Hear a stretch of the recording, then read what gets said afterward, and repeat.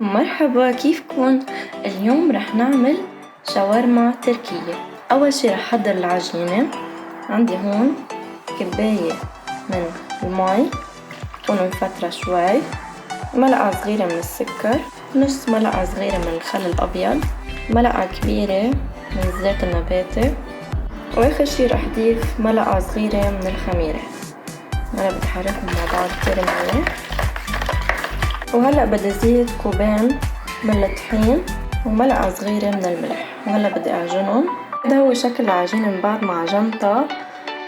لازم تضل العجينة عم تلزق عندي بهذا الشكل، أبدا ما بنحطلها بنرجع طحين لأن هي طرية.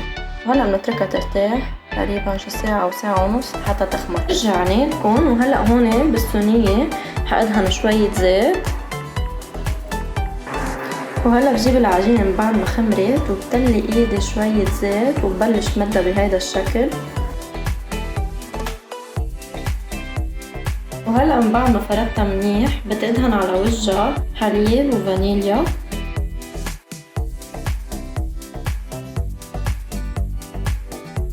وهلا بزيد سمسم،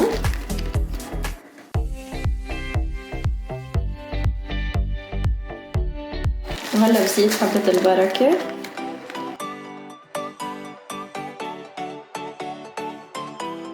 وهلا برجع بدهنها حليب وفانيليا.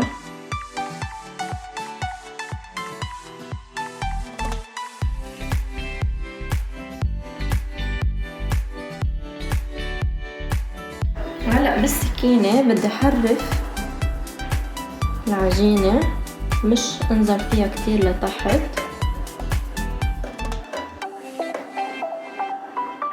فيكن تعملوا انتو الشكل اللي بتحبوه.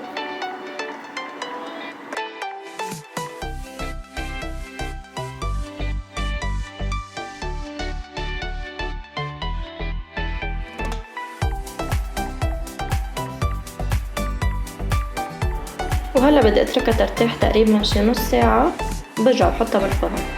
ورجعنا لكم، وهلا هون على جنب بدي احضر الخضرة.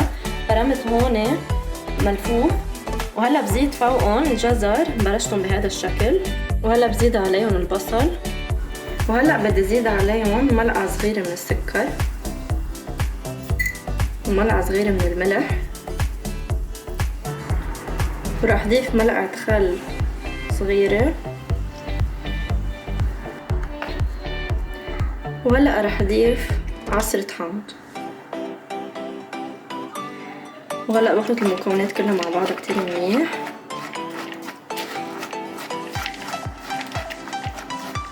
هلأ هون على جنب بدي احضر الصوص. حطيت 3 معالق كبار من اللبن، وزدت عليهم ملعقة كبيرة من الطحينة، وهلا دقيت هلأ فص ثوم هلأ بدي زيده عليهم، وهلأ بدي زيد رشة نعناع يابس، ملح، ملعقة كبيرة من المي، مي شرب، وهلأ بدي زيد عليهم عصرة حامض، واخر شي بدي ضيف رشة كمون.